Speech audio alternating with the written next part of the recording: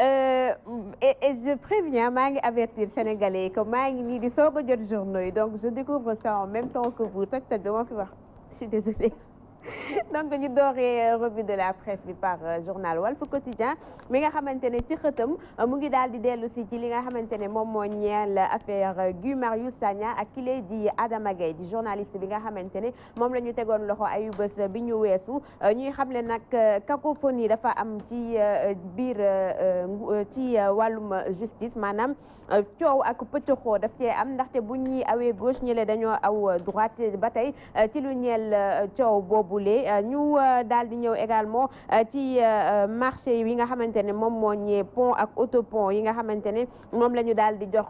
tubaab yi privé national bi nag fi mu ne li ni mel dañ cee mer ba futu ndax dafa mel ni ñoom dañu leen a xeeb ci yooyu xeetu marché nga xamante ne ñoom jàpp nañu ni mën nañ koo def bu baax a baax lan moo tax ñu koy jël kon di ko jox tubaab yi li ni mel nag di laaj boo xamante ne privé national samp nañu ko ñu daal di ci waxtaan bu yaatu daal di koy tëral ci page 5 bu Walf Quotidien ñu daal di jàll ci Dakar Times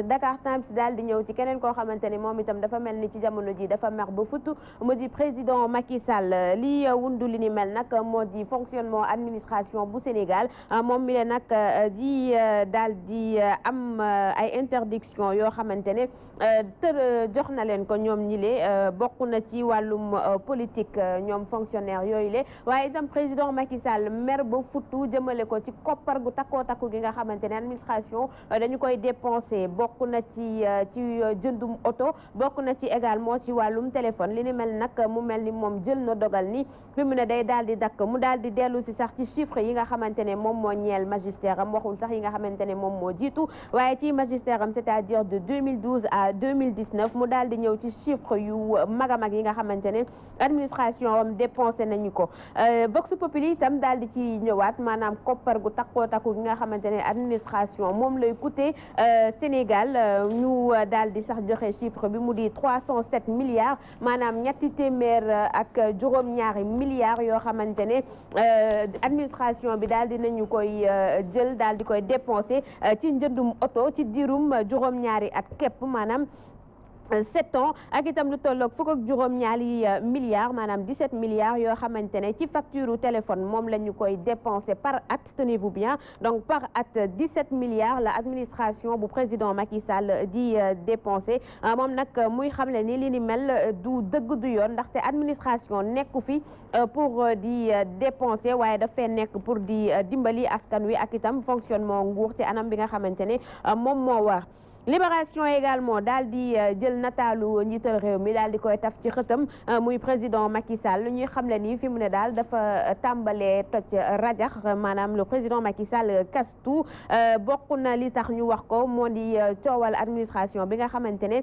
fi mu ne dépense yi ngi def président Macky Sall daal di nay jàpp ni dëppoowul ak yoon ba tax na nag mu daal di rendi bu ñu ko mënee wax noonu wala mu daal di tojate lu tolloog fukk ak juróom benn ci lu tolloog fanweer ak ñaari agence yoo xamante ne am nañu maanaam mu daal di décapité 16 ci 32 agence daal di xotti itam abonnement téléphonique mobile yu état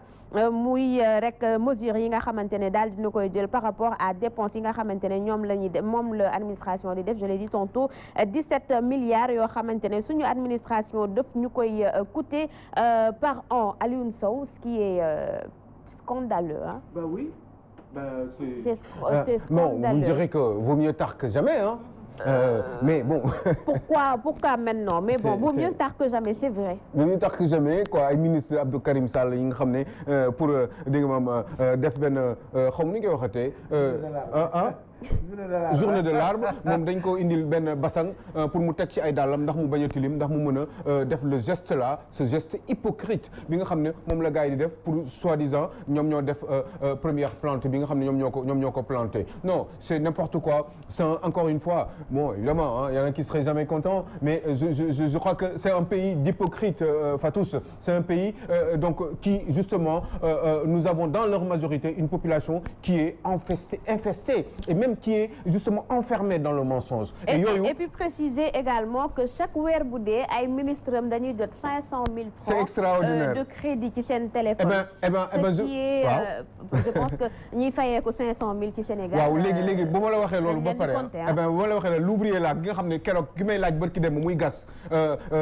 quoi fi ñu dugal mais les fils électriques là kiiwu téléphone yi dama ñëw ci wetam laaj ko mais sëñ bi ñaata nga nu mu demee nii lan ñu ne ñun mu ne moom mètre bu nekk bu mu gas en profondeur ak en longueur 500 francs CFA lay am ci naaj bi est-ce que dégg nga li ma wax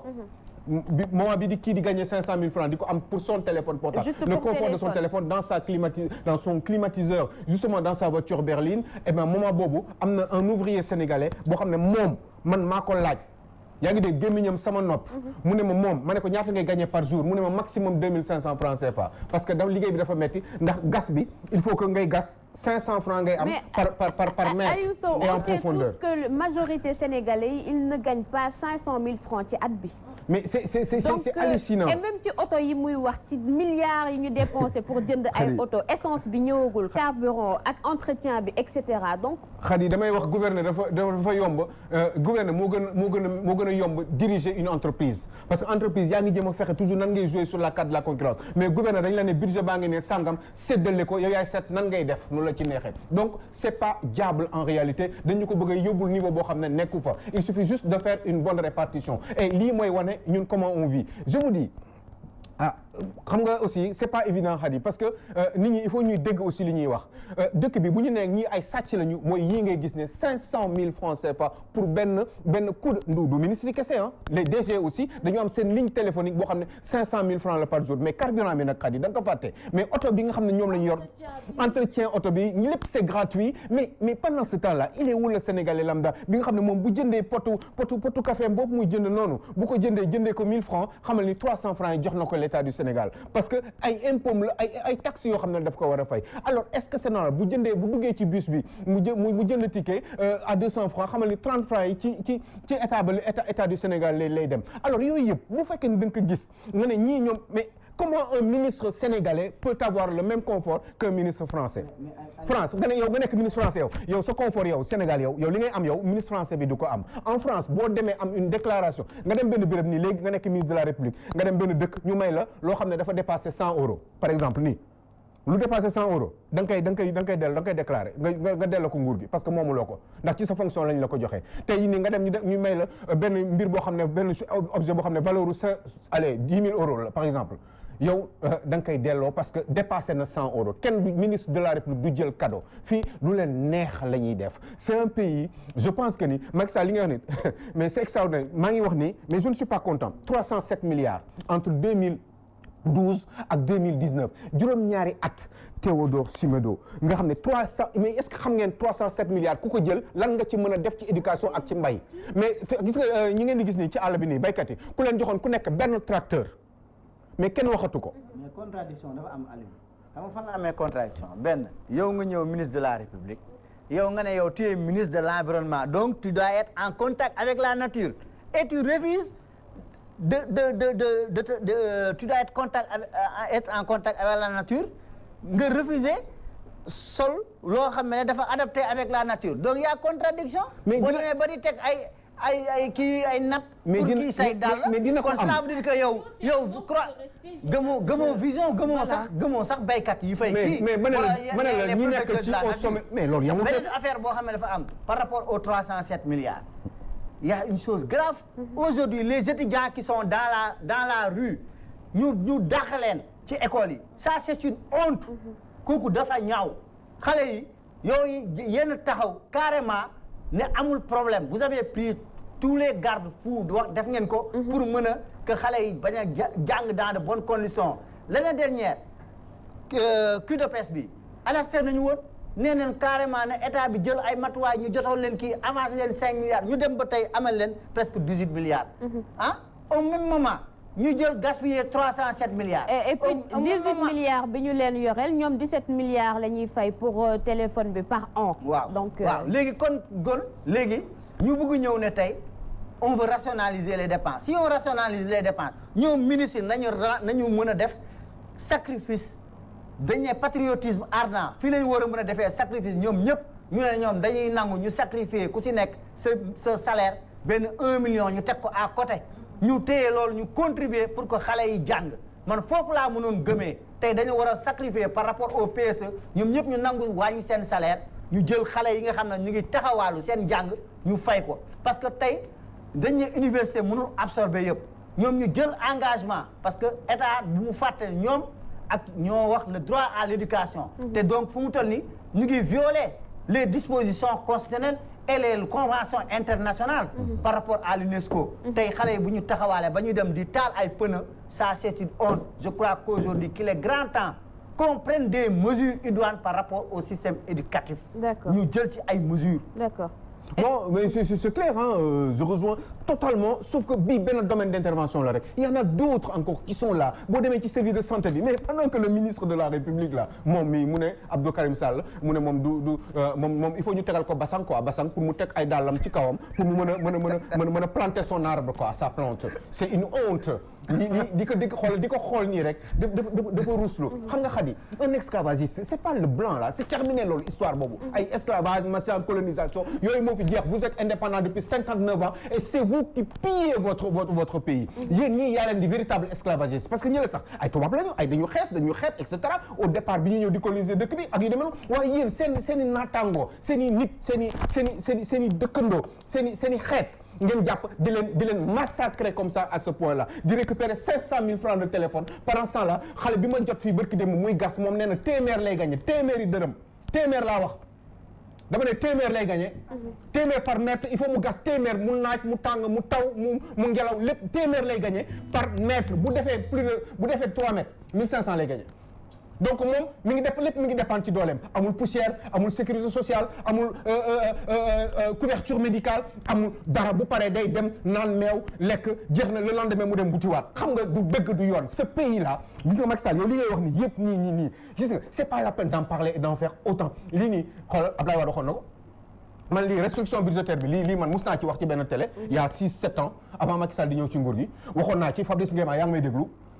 lii man wax naa ci ba sonn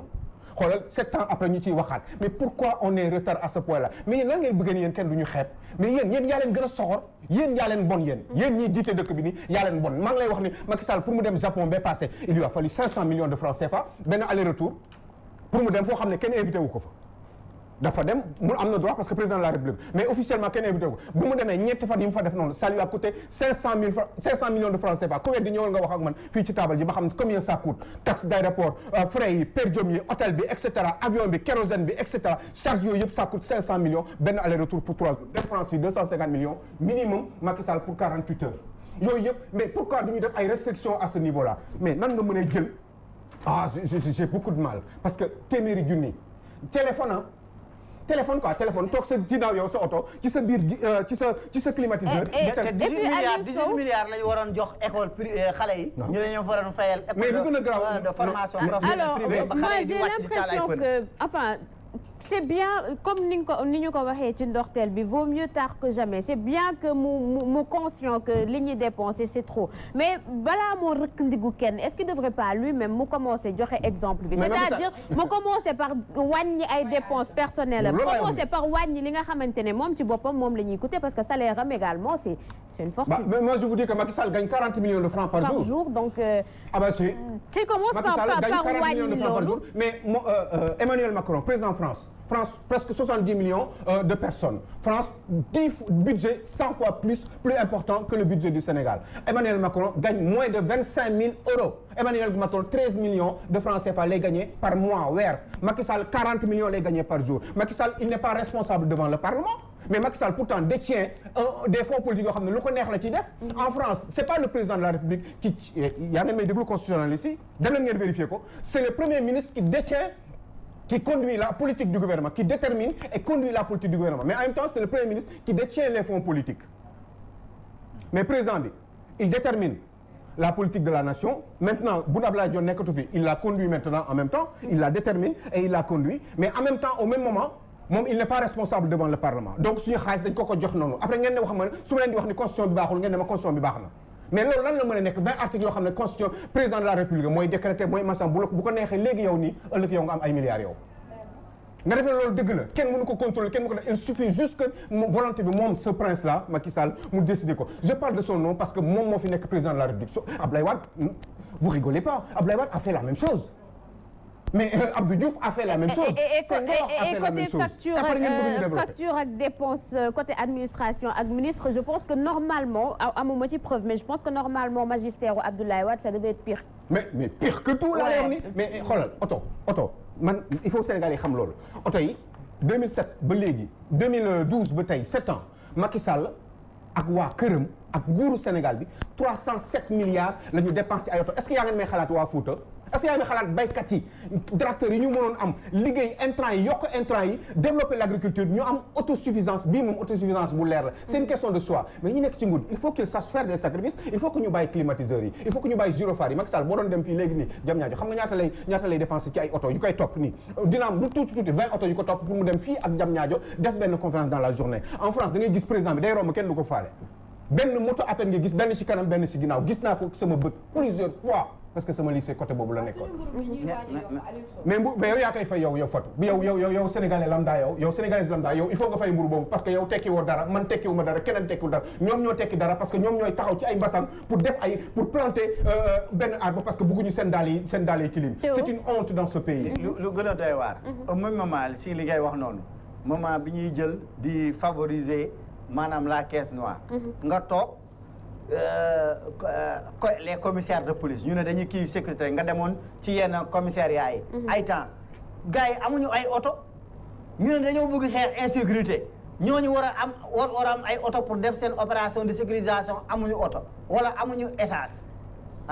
mais loolu mooy. policier bi nekk ci angul castor bi nag ñu ne dafay racket. policier boobu mais Théodore pardonnez-moi de vous couper mais policier bi nekk ci angul castor mi di gagner 300 000 francs par mois policier bi nekk angul castor muy keneen moromam policier yooyu nekk foofu ces agents là il ne gagne pas plus de 300 000 francs par mois après nga ne kooku bu ko gisee doo ko yërëm war ko jox 5 000 francs boo ko amee pourquoi doo ko jox ak tàngaay bu metti boobu muy réguler circulation bi diñ kooku ku ko jox 5 000 lu tax du ko jël kooku mi ngi lijjanti ay doomam mi ngi lijjanti njabootam mi ngi lijjanti xar bi mi ngi lijjanti doom yi war a sol ay yére ci tabaski bi la ñëw après Korité après c'est la rentrée scolaire après c'est le 31 décembre pour les catholiques etc après il se passe beaucoup de choses dans ce pays da ngay bëgg dépenser doo ko mën donc yu mel nii lay def ay mbaxaan yi ngay wax moo fi am njëg sax yaa ngi koy wax sànq mais jëkkër yi sax dañuy am jëkkër sax di mbaxaan parce que dañuy bëgg dimbali seen njaboot yooyu yëpp moo fi nekk yooyu c'est la pauvreté qui a été à l'origine de tout ça gis nga pauvreté baaxul pauvreté da lay rendre indigne donc ñoom waruñu am autant d'argent autant de moyens ba pare di wàññi population bi xam nga dëkk bi bu naatee ñoom war nañ am yii yëpp confort bi waaye dëkk bi mënul pauvre à ce point là ñoom ñuy nekk comme mais yow ministre de la République nan nga mën a am le même niveau qu'un ministre de la République en France mais mënul nekk c'est pas possible parce que yow sa dëkk dafa ndóol mais assumer ko yow ak ses populations bu fekkee ni da nga jóg pour liggéeyal dëkk bi bu fekkee ni dëkk bi rek la tax a jóg da nga jóg pour liggéey ñoom mais assumer ko appauvris-toi wàccal sa bopp ba ci suuf mënoo di am ay Mercedes ak ay 4x4 ak ay machin alors que ton pays est pauvre et puis balaa waxtu bi dañu xoj voilà damay intervenir balaa ngay dem ci beneen point Khady est-ce que ñoom wax nañ communiqué nañ ni li nga xam ne moom la ñuy wàññi par exemple 17 milliards yi nga xam ne moom la ñu jëlee ci téléphone bi ak 307 milliards yi nga xam ne ñàkk nañ ko xaalis boobu est-ce que dinañ ko dugal mu war a dugg buñ ko dindee ci ñoom est-ce que dinañ ko dem est-ce que dina dem fi mu war a dem Khady ba déjà ñu ngi ñu yokkal suñu courant bi mburu bi déjà gars yaa ngi séeréer yaa commencé jooy tonne bi yokku nañ ci 5 000 francs ciment yokku na gars yi ñu ngi wax naan dañuy waaj a yokku gaz beeg ceeb bi donc est-ce que ñoom li nga xam ne ñu ngi koy wàññi ci seen fonctionnaire est-ce que dinañ ko dugal ci askan wi mais gis nga boulanger yi ngay wax ñoom ñi nekk banlieue dañoo dem ba sonn commencé woon sax yokk mbir bi 25 francs c'est vrai que la loi parce que pour yokk on dit que un tarif c'est un ensemble de prix et de conditions d'application mooy mbir bi état bi homologué ko ñoom ñu def ko parce que dañoo dem ba lot kon la boo xoolee les ministères caisse noire am nañ ko ak seen système de caisse d'avance am nañ ko kon pour wax ne aujourd'hui rationalisation des dépenses publiques ça doit se poser ñu xam ne qu'est-ce qui est priorité et qu'est-ce qui n'est pas priorité parce que doo jël nga def leen même bu fekkee da ngay dissoudre ay agence ñu ñëwaat ci benn ministère mais xaalis bi nan lay demee quelle est la clé de répartition des ressources financières loolu la ñu war a xam ñu xam ne quelles sont les priorités parce que aujourd'hui vraiment mais Théodore c'est un train de vie. mais mooy train de vie bi rek mais Théodore vous parlez comme ça je suis en train de penser mais Moussa Niasse lan lay doy 50 millions par mois yoo xam ne fonds politique la moom Moussa Niasse président de l'Assemblée nationale fonds politique sama moromu baay la yaa ngi dégg moom retraité na bu yàgg sama papa ça fait 20 ans bu mu retraité Moussa Niasse laa lay wax ni moom lan lay doy 50 millions par mois boo xam ne lu ko neex mu def ko ci mais ci un pays qui est pauvre mooy bu fekkoon sax dëkk bi dafa riche wala yu demee noonu mais ñun mënuñu nekk gars yi lekkuñu nañu mais Fatouche 60 xool est-ce que xam nga pour ku am diabète nii il faut mu ku am diabète mu war a def dialyse il faut lu tuuti ñaari yoon mu def ñaari dialyse par semaine ñaari dialyse pour mu à peu près xaw a normal insuffisance rénale il faut mu def ñaari yoon dialyse benn bu nekk 65 000 francs CFA la koy coûter donc boo ko calculer ci at bi ci gàttal il lui faut à peu près 8 à 9 millions pour mu am dialyse normale pour mu espérer survivre parce que maladie boobu dafa metti waaye kooku mënu ko parce que dialyse yi doyul mais xaalis boobu du ma ko jël def fi man 14 régions moo fi am au Sénégal man xaalis boobu ma def ci 14 régions 14 hôpitaux man de niveau minimum 3 boo xam ne dialyse bi day gratuite cancer bi lutte contre cancer matériel pour le cancer pour les femmes cancer de l'utérus et cetera dama koy lijjanti wax gi jeex 307 milliards yooyu moom laa jël dugal ko ci par force te xoolal question de choix la rek la bu boobaa nag samay ministre dinañ def ay sacrifice par force waaye bu boobaa avant sama ministre def sacrifice man Ndeye Mbili gi man mi jiite maa njëkk joxe def sacrifice li may njëkk def ci sacrifice bi mooy wane sama déclaration de patrimoine est-ce que xam ngeen ba léegi Macky Sall kenn xamul ñaata la gagné entre 2012 xam nga defoon na déclaration de patrimoine léegi moo gagnéwaat na mais normalement léegi ça fait juróom benn weer bi mu nekkee ci nguur gi ba léegi kenn xamul Macky Sall lan mooy patrimoine am ngeen def ne loolu après ñeneen ñi nekk ay ministres DG yi bu ñu bañee ñoom refuser à Seynabou Ndiaye Diakhaté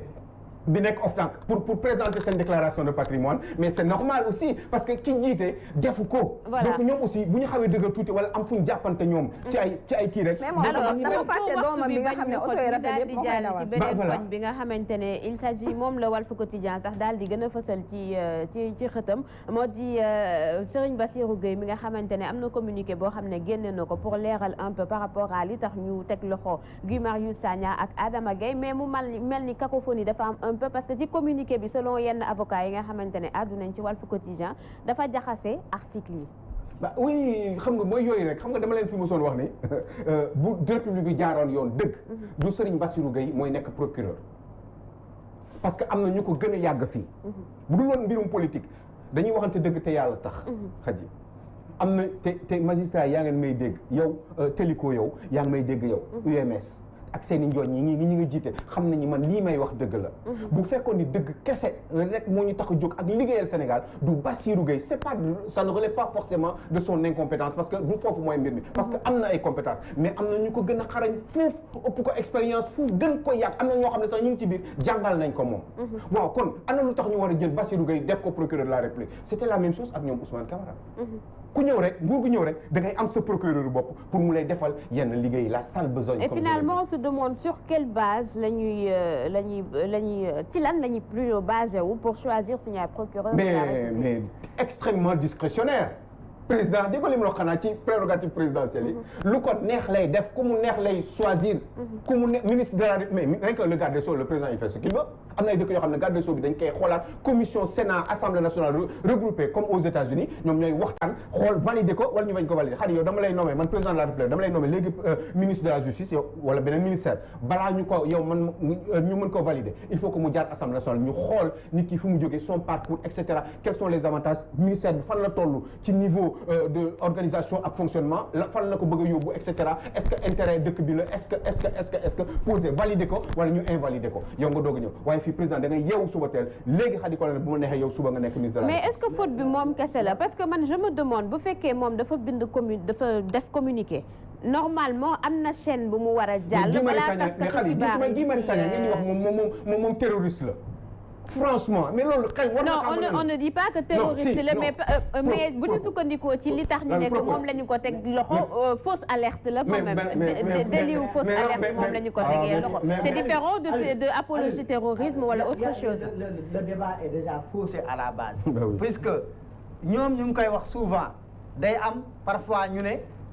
recel de documents administratifs donc l'instruction le secret de l'instruction est faussé parce que déjà jugé guñu nit ki waxaguñ ko dara moom amul woon droit wax dafa waroon bàyyi moom def na lu muy def déglu na waaj mu bàyyi ba justice juge bi ñëpp ba prononcé wu mu jeex waru ci woon wax wax na ci faussé nañ instruction. faussé nañ 2 cas moo am loo xam ne dafa am ministre de la justice moom def na erreur parce que lu nekk pendant en justice moom mi nekk ministre de la justice waru ci woon wax dafa waroon bàyyi transmettre mu bàyyi ba enquête bi ñuy def li ñuy def enquête ñu doo ko wax mais wax nii ba pare te déjà condamné nañ nit ki ñoom dugal nañ ko avant que yëf yi di jeex kon déjà l'instruction est faussée d'avance loolu c'est une erreur que le procureur ne devait pas commettre waru woon sax dugg ci ay affaire communiqué loolu moom c'est une erreur parce que la ñuy wax y a le secret de l'instruction beneen pàcc bi wax kii wax mooy c'est par rapport à la constitution comme nu mu wax dañ nekk dans la constitution le président de la république est le garant des institutions donc c'est le chef suprême des institutions bu bëggoon tey ne lii na dañ day dañ parce que l'exécutif mooy primer sur toutes les institutions donc ba léegi li ñuy wax noonu sax di ko agiter par rapport dañ ne woon que dañuy wàññi pouvoir exécutif day am rupture ak lépp def nañ fi assise nationale jox ne comité national de réforme des institutions ani ñi ko jiite woon nee nañ ñu noppi ñenn ñi dañoo am poste noppi Ismaïla Madior Fall ci la bokkoon ñu téye pa bi Amadou Matar Mbow traîner ko dans la boue yóbbu ko dans toutes les régions du Sénégal dans les 14 régions dans les 45 départements aujourd'hui xaalis bu dul jeex nag aujourd'hui ces gens doivent nous rendre compte par rapport ak xaalis boobu sur comité national de réforme des institutions l'argent qui a été dépensé xaalis boobu dañ ko dépensé pourquoi c'est l'argent du contribuable sénégalais war nañu tey ñun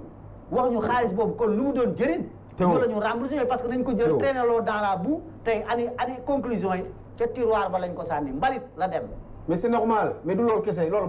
yooyu bari na fi yoo xam ne dañu dajaloo def ay mais dialogue bi ngeen def ni fan la jëm yéen dialogue national bii là ñu ne lu nekk wax nañ ko ci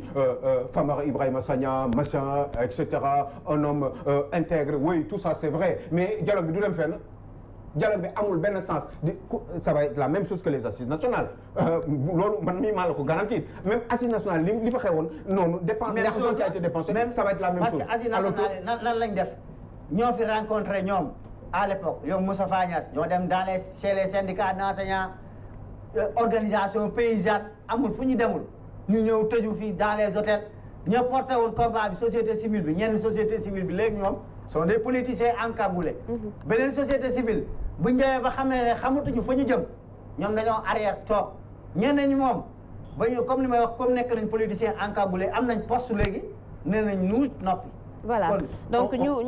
voilà bu fekkee da nga bëgg a. non mais c'est vrai que en fait pour s'enrichir pour am alal ci dëkk bi. fii au Sénégal en fait d'abord il faut que ñu xam benn affaire au Sénégal constitution Sénégal bi dafa ne moom li mu wax ci gàttal moom mooy le président de la République représente Dieu sur terre. D'accord. dégg nga mbax le président de la République. constitution bi nee na le président de la République représente Dieu sur terre. Parce que c'est exactement ce qui se passe ndax président bi moom mooy buur mooy bumi lu ko neex mu def donc moom mooy représenté yàlla fii ci loolu la constitution Sénégal bi wax. alors que loolu daf fi war a dañ. à un moment donné il faudrait qu'on comprenne une chose lan la ñu bëgg. xaalis bi sangam la nan lañ ko war a séddoowee quelles sont les priorités et j'ai toujours pensé que priorité mooy éducation bi ndaw si madame Mbaye. madame Mbaye Seye la madame Seye Mbaye. madame waaw ndaw si kii nii mais nga def ne boo sàgganee kenn du ko faale. c'est vrai boo sàgganee ndaw si kenn du ko faale xam nga lu tax parce que li muy wax nii sans un coût te kenn mënu ci sàcc xaalis. voilà ak ñeneen ñoo xamante ne également fa lañ koy jeexalee ils sont frustrés nekk di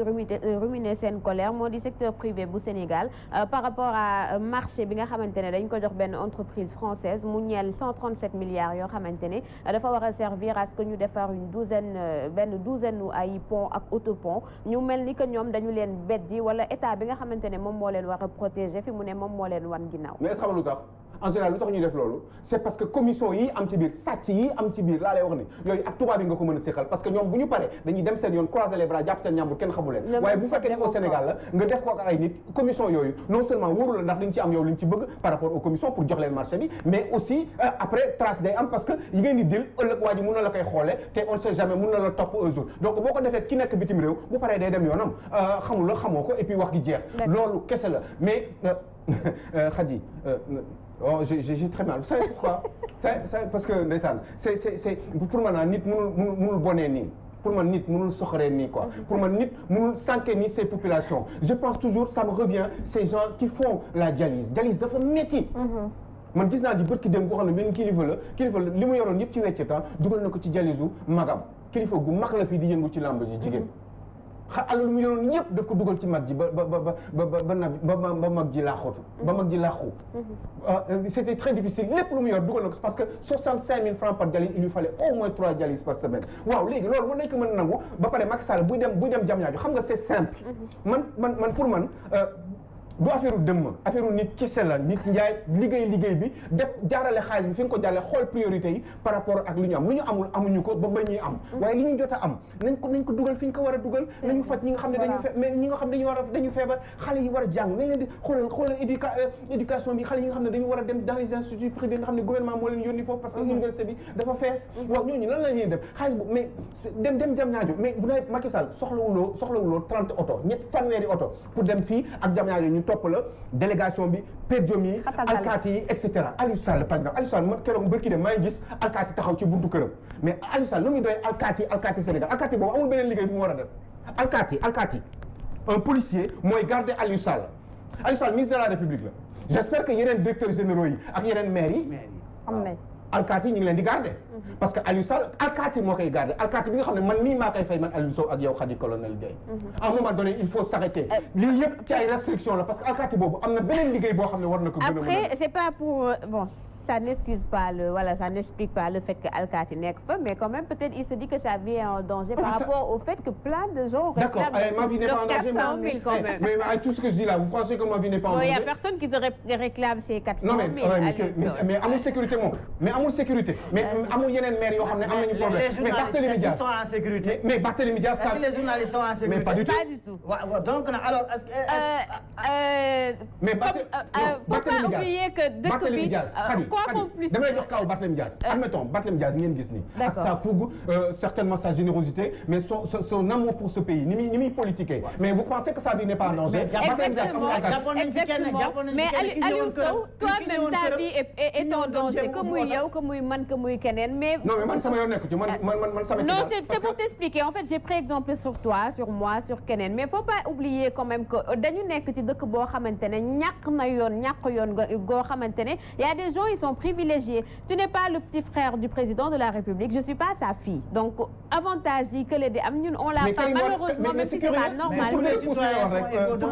mais normalement mais pour pousse li nga gën a wax rek mais Karim Wade daanul dem sax pratiquement il était ministre de la République ciel de la terre du ciel du vent tout ce que vous voulez de la mer yaa ngi dégg mais pourtant Karim Wade moom daanul woon présent pratiquement day toog ak ñaari yoon les présents au conseil des ministres avion musul jël avion bu dul avion privé personnel boo xam ne c'est aux frais de l'État léegi mais xoolal léegi Karim Wade jóge na fi Aliou Sall jóge mi ngi fi ok d'accord c'est très bien ok suba Théodore Siono mooy nekk président de la République eh bien monsieur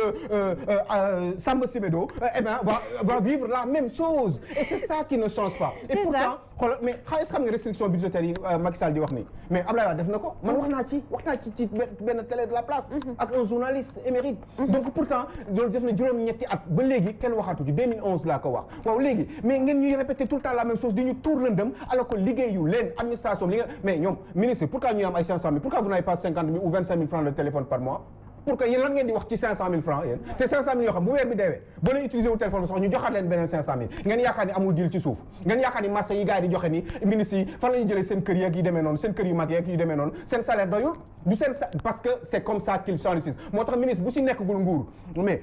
yaakaaru ngeen Modou Diagne Fada pendant 7 ans Modou Diagne Fada dafa sonnoon juróom-ñaari at liggéeyu koo xam ne ci nguur rek la mës a def lépp lu mu am ci nguur la ko amee mais juróom-ñaari at liggéeyul mais man bi mu paree fin bi Macky Sall dafa bi mu xam ne Macky Sall day gagné élection yi daf ko demaat jàppale pour Macky Sall dimbali ko yóbbu ko mu nekk direction générale bu demee bay nekk directeur général d'une société qui s'appelle Sonacos tey jii nii c'est parce que ni juróom-ñaari at Macky Sall daf ko bëgg a defaraat kese pour mu dellusiwaat dans son niveau loolu kese moo tax ñu def ko waaye xam nga ne du ses compétences ndax Éric Simoneau ngi fi Khady Colonel ngi fi ak yeneen xale yoo xam ne dañu xarañ nekk si dëkk bi waroon mën a liggéeyal Sénégal te pourtant c'est toujours les mêmes qui s'alternent quoi et ça ce n'est pas normal moo tax Sénégal Sénégalais il faut ngeen yeewu ngir yàlla war a soli yeewu leen parce que dëkk bi suñu dëkk la te dañ ko bëgg defar on a envie de changer les choses quand on voit certaines choses qui font très très mal ñun dañ ko war a corriger te affaire bi keneen du ñu ko defaral ñun ñoo koy defaral suñu bopp il faut que ñu góorgóorlu si def suñu kamtalaay kàttan ñii ñu teg fii am na ay xale yu bees yu xarañ yoo xam ne nekk ci dëkk bi ñu war leen jël pour ñu defar suñu réew mënuñu toujours Macky Sall li ngay wax ni juróom-ñaari at laa wax ni amoon na fi Ablaye Wade waxoon na ko avant muy génn ci nguur gi en 2011. D'accord,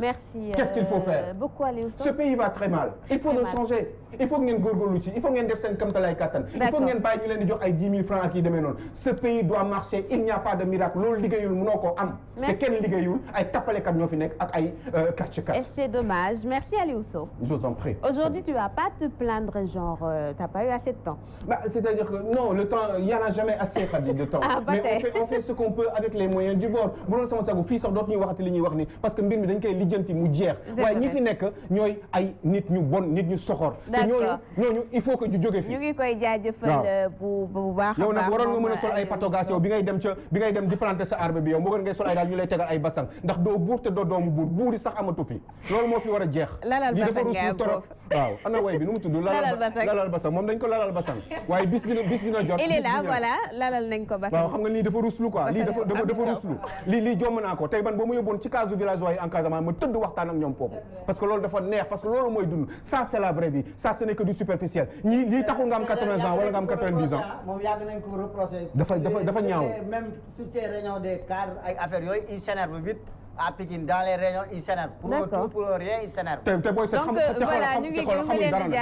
xamuñu dara parce que ñu ngi fi depuis longtemps. cuune lañu musu ñu mën a liggéeyal Sénégal nekk di profiter ci Sénégal rek lañ fi nekkee xamuñu dara leer na Sëñ Tuubaa ñi xamuñu dara am na ñu leen gën a taqee foofu nekk ci dëkk bi war a mën a liggéey Sénégal ñu beddi leen et ça ce n'est pas normal. Macky Sall jógal sa bopp balaa que ce soit trop tard parce que le pays en a besoin et l'heure est à l'urgence. zone mbaaw boobu la ñu war a def audit ci forêt classée bi nga xam ne parce que suuf yëpp sàcc nañ dañoo jël zone marécageuse yi remblé ko suuf yëpp fatu sàcc nañ ko waaw suuf yëpp sàcc nañ ko Aliou Sow merci vraiment donc ñu ngi koy jaajëfal bu baax a baax moom Aliou Sow